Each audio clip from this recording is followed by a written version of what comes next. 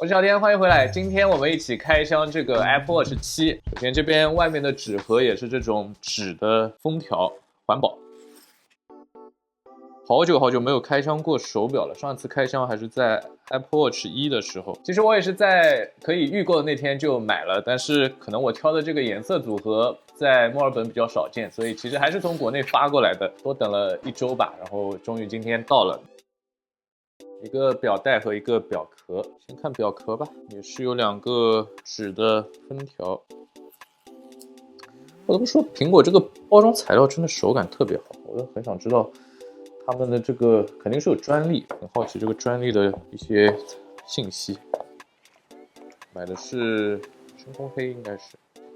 然后是表带，表带怎么感觉用的是塑料差评？好，我选的是皮质表带，然后颜色也是深空黑。哇，有点重啊！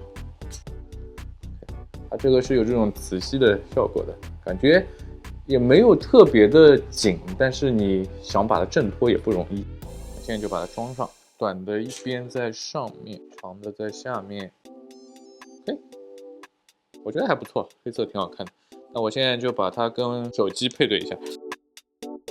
Apple Watch 7我收到已经2周了，然后这2周基本上每天都会戴，所以今天就想和大家分享一下我这2周使用下来的感受。第一点就是 Apple Watch 7的屏幕，我买的是41毫米的尺寸，因为我的手腕比较细，戴下来虽然它这次感觉是一个全面屏，但是可能因为全面屏的手机看多了，所以对它的大屏幕也没有特别的感受，直到和 Emma 的40毫米以前那个旧的表盘放在一起的时候，才能感觉到它还是要比之前明显大了1圈。所以屏幕总体使用下来说，就是单用的时候没有什么特别的感受，但是跟以前相比还是能看到大一点。第二个是想说一下我这次买的这个表带，我选的是皮质链式表带，因为想的是在工作的时候也可以戴，看起来比较正式一点。戴下来整体的感受还是比较舒服，然后用起来也很方便。它这个皮质表带的磁力好像没有很强，但是只要把它合上之后，你就怎么甩都甩不下来。反正我是从来都没有出现过有这种脱落或者松开的状况，所以如果对这方面有担心的小伙伴可以参考一下。第3点使用感受就是续航，那时隔这么多年，我重新戴上 Apple Watch 之后，我也终于是理解了为什么这么多网友们和用户们对于续航有这么多吐槽，因为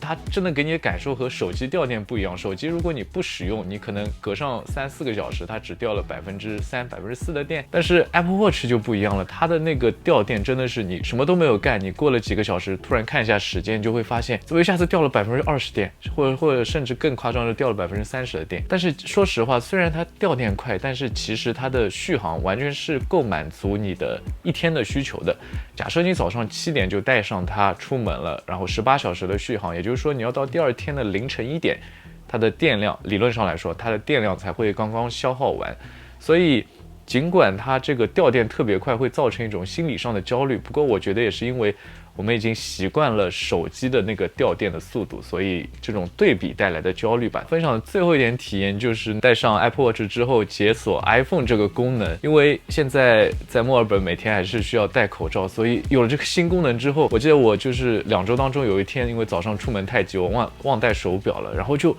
一下子好不习惯，就觉得手表解锁这个功能真的太实用了，一旦用了之后就完全回不去了。现在对我来说，就是花几千块钱买一块手表，哪怕只是为了这一个功能，我觉得都是值得的。以上就是我这2周使用下来的体验，因为用的时间也比较短，而且因为这里还在封城，没有机会出去健身或者锻炼、去爬山之类的。那我相信在后面我也会有更多关于在运动和健康功能上的体验。那今天的视频就是这样，我是小天，一个普通的消费者、上班族和科技爱好者。我们下个视频再见，拜拜。